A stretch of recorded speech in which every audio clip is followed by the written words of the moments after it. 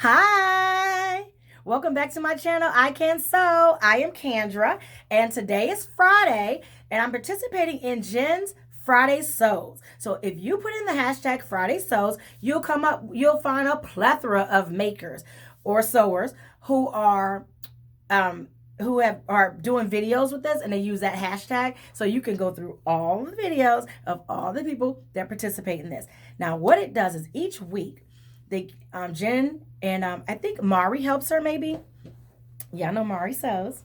She They put together a prompt question, and everyone can use that question, or you can make up your own question. But the idea is to keep us motivated to do videos, and even like as we're in between projects, or if we want to share something that's slightly out of the norm of what we put on our video on our channel, then we can do it during that time. So for me, you guys know that you can find sewing one, like I only have like one or two. I have two sewing tutorials, I think, and then I have, oh, you know what, I have three.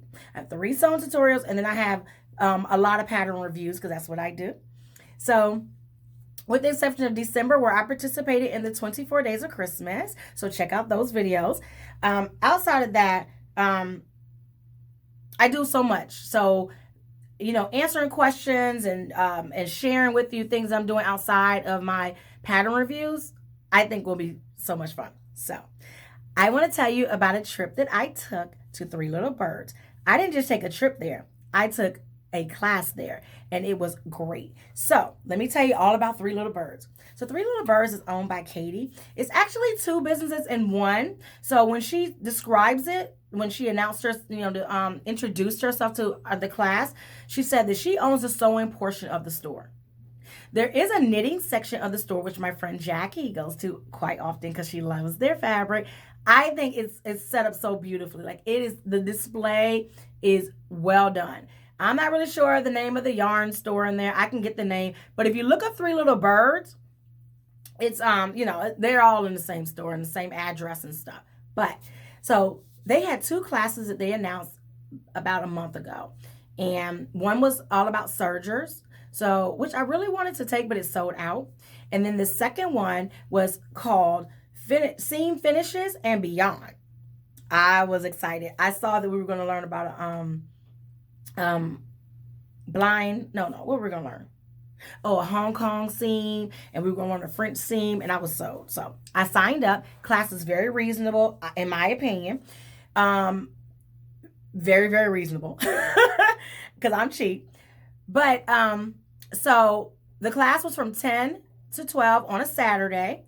The store doesn't even open until 11, so it's pretty quiet in there when you first go in, so which is great. It was 8 of us there.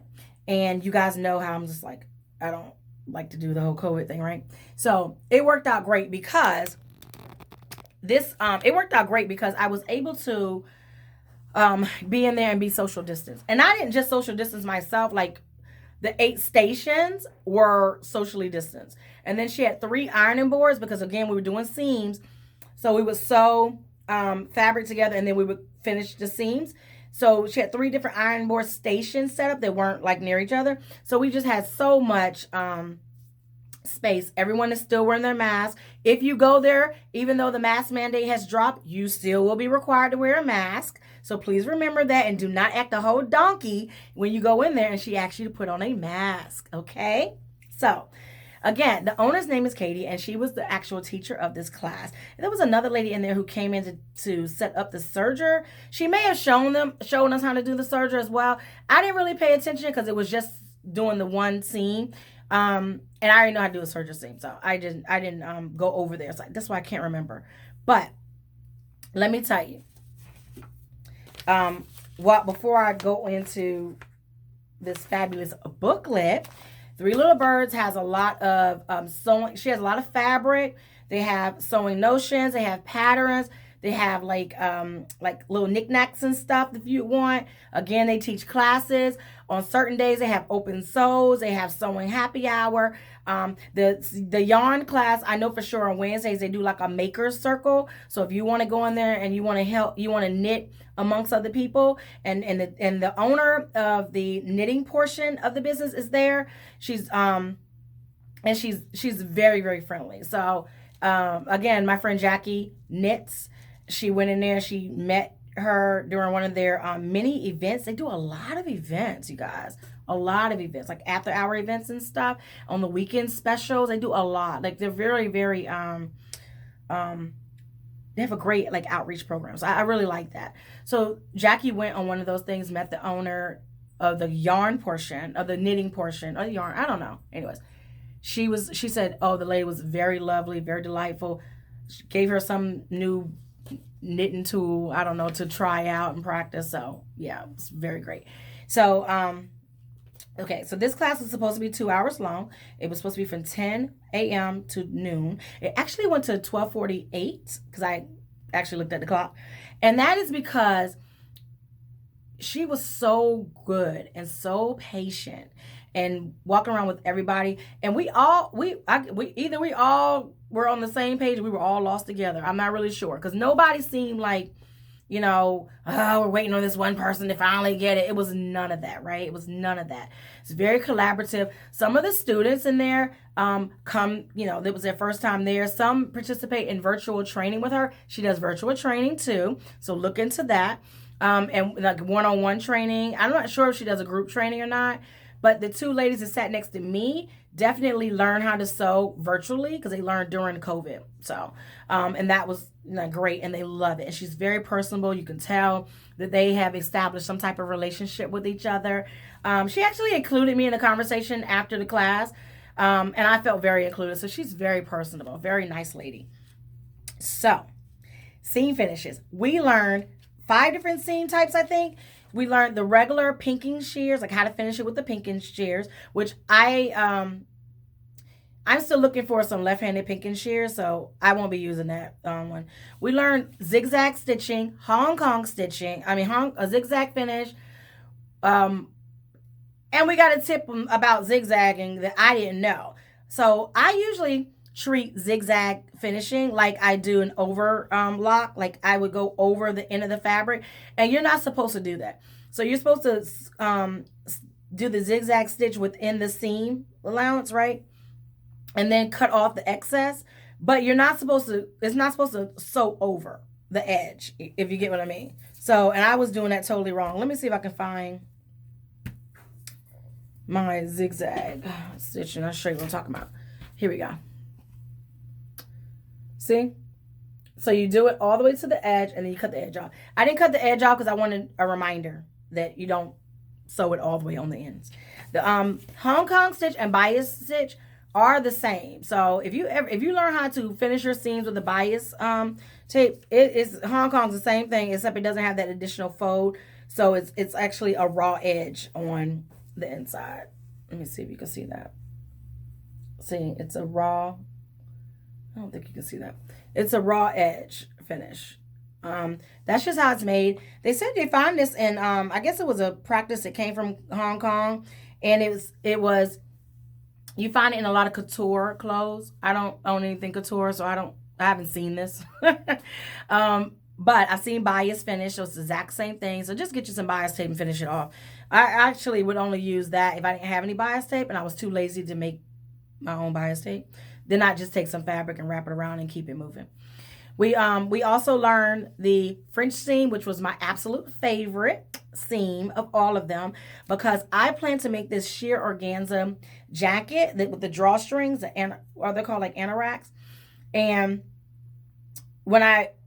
or anorak, anyways, drawstring jacket.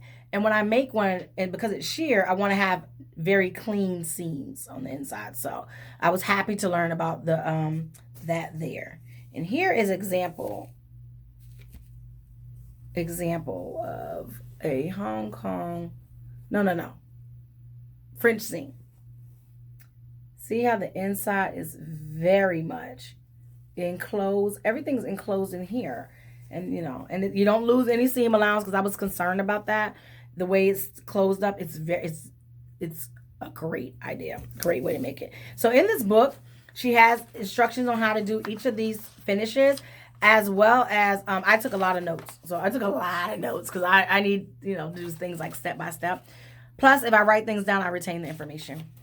So beyond, we learned 2 different hem types. We learned to do a blind stitch hem, which I was excited about that blind hem because I actually did him one leg of a pair of my mom's pants once, and it was a hot mess because you could see the stitching on one leg and not on the other leg. I probably, now that I think about it, I should have undone the other leg and just made them look the same, but I didn't. But what I should have done, and now I know to do, is the blind stitch hem, because you cannot see that it is hemmed. I do want to show you that. So this piece here is hemmed 1 inch. Here's the 1 inch. This is what the inside would look like. On the outside is these teeny little dots that you can't really see that's like catching this. And that's what, you really want to use for like a real clean, tailored look on a pair of pants, and not like the stitching that goes all the way around the sides. So I know for the future. The other one was a regular turn up hem that we see everywhere. So that was a good one. She gave us great tips on that. I never really thought about the fact that you should, when you fold it over to create the hem, that you should stitch on the outside of the garment, because that way as you're stitching you can actually see the the garment, and plus the top stitch is usually a lot prettier than the bottom stitch anyways. So I never even thought about that. So that was a great tip as well. Lastly, we learned buttonholes. I'm excited about that, you guys. I have a lot of projects that are undue and that are undone. And it is because I always have such a hard time with my buttons, right?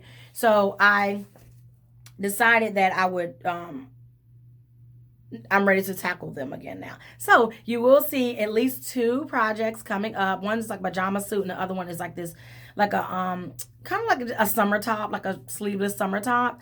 But I'm going to bring that to you sometime next week, because today's Friday. So sometime next week, I'll bring that to you and show you what those look like. I'm excited because, again, now I know buttons. So great class.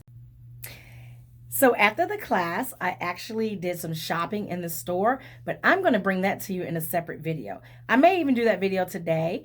I just want to make sure that this video is strictly about, my Friday sews, like what I did. And what I did was I took a class at Three Little Birds. Again, there are 3 or 4 more sewing studios in the DMV area. There's one up near Baltimore, and I plan to take classes there too. So I'll probably bring you videos about them too. They all actually teach very different techniques. They all teach, like they might all do like a sew along or something, some type of class.